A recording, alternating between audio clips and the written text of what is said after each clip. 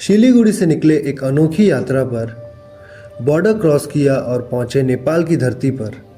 लेकिन क्या आप जानते हैं कि यहाँ सिर्फ 45 किलोमीटर दूर एक ऐसी जगह है जहाँ पांडवों ने अपने दिव्य शस्त्रों को छुपाया था।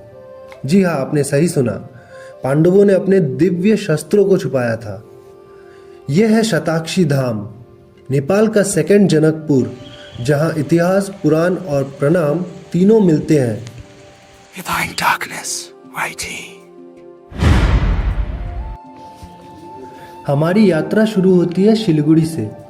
सुबह का वक्त, सड़कें खाली और मन में एक ही सवाल, आखिर शताक्षी धाम इतना खास क्यों है। जैसे ही हम मेची ब्रिज क्रॉस करते हैं, हम भारत से नेपाल में प्रवेश कर जाते हैं। भाषा बदल जाती है, लोग बदल जाते हैं, लेकिन भक्ति का एहसास वही रहता है। लगभग 45 किलोमीटर तक ईस्ट वेस्ट हाईवे पर सफ़र करने के बाद हम पहुंच जाते हैं झापा डिस्ट्रिक्ट के शिव शक्ति क्षेत्र में। ये रहा शिव शक्ति धाम का प्रवेश द्वार, एक ऐसा दरवाज़ा जिसके अंदर छुपा है सदियों का इतिहास। शताक्षी धाम सिर्फ एक मंदिर नहीं, ये पूरी एक आध्यात्मिक नगर है। रास्ते में सबसे पहले मिलती है यहाँ की प्रसिद्ध गौशाला। कहा जाता है कि 3000 से भी ज़्यादा गायें यहाँ पे हैं और नेपाल की सबसे बड़ी गौशालाओं में से एक है। यहाँ की गायों को सिर्फ पाला नहीं जाता, उन्हें परिवार की तरह रखा जाता है।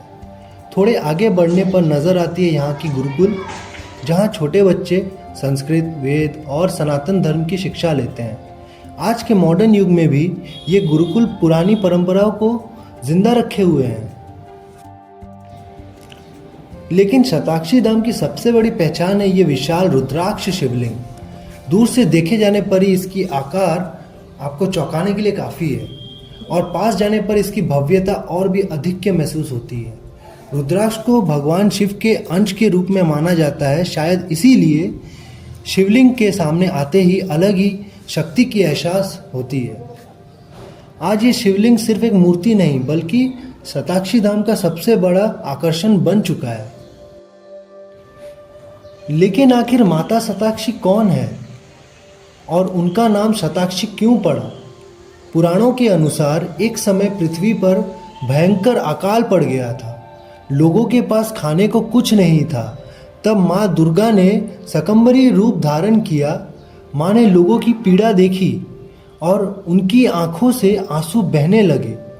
कहते हैं कि माँ की 100 आंखों से निकली हुई उन आंसुओं ने पृथ्वी पर वर्षा कर दी और फिर से जीवन लौट आया। इसीलिए माँ को कहा गया शताक्षी, यानी 100 आंख वाली माँ। ओम श्री सूर्यभ्यै नमः। संपूर्ण दर्शकों को कोटि कोटि प्रणाम करता हूँ। शताक्षी धाम गोलोक गोवर्धन गौशाला, ये झापा जिला झिलदिरे से थोड़ी ऊपर में जंगल के बीच में अवस्थित धाम है शताक्षी धाम। सत्य युग में 100 साल तक बारिश नहीं हुई। उसके बाद में देवताओं ने यहाँ आकर के माता का आराधना करके शताक्षी, शत भने को शत का मतलब होता है 100 अक्षय आँख वाली, 100 आँख वाली भगवती माँ ने यहाँ पर अवतार लेकर के वर्षा की, इसलिए शताक्षी धाम। यहाँ भी गोलोक गोवर्धन गौशाला नाम का गौशाला है, नेपाल का सबसे बड़ा गौशाला है। 3200 गाय को हम संरक्षण देते हैं। मैं इस गोलोक गोवर्धन गौशाला का संरक्षक और प्रवक्ता भी हूँ। मेरा घर वैसे तो नक्सलबाड़ी है। अभी सिलीगुड़ी से आप लोग जब आएंगे काकरभिट्टा से यहाँ के लिए 40 किलोमीटर दूरी में है। काकरभिट्टा से शताक्षी धाम, यहाँ गौशाला, गुरुकुल, माता पिता सेवाश्रम को हम चलाते हैं। शताक्षी धाम के आसपास में शताक्षी धारा, लोगों ने दर्शन किया, अभी स्नान किया होगा। जी। शताक्षी धारा, 108 तुलसी मठ, विश्व का सबसे ऊंचा शिवलिंग, 1,25,00,000 रुद्राक्ष के दानों से बना हुआ ये विश्व का सबसे बड़ा शिवलिंग है। इतना बड़ा शिवलिंग विश्व में कहीं भी नहीं है। इसका दर्शन, और 12 ज्योतिर्लिंग भगवान का यहाँ मंदिर है। राम दरबार का मंदिर है, यहाँ पर राम दरबार जी मंदिर है। और किरातेश्वर भगवान शंकर जी आगे देख रहे हैं हम लोग। 108 तुलसी का मठ है और यहाँ गुरुकुल है। ऊपर में झरना है, शताक्षी झरना है। और यहाँ बीरेनुन पानी, जो हम लोग नमक बोलते हैं, बीरेनुन नमक, उसका जल है, जो कई बीमारियों का दवाई भी उसमें हम लोग जानते हैं। और आप लोग अगर आएँ तो यहाँ आकर के 2-4 दिन रहने की व्यवस्था भी है।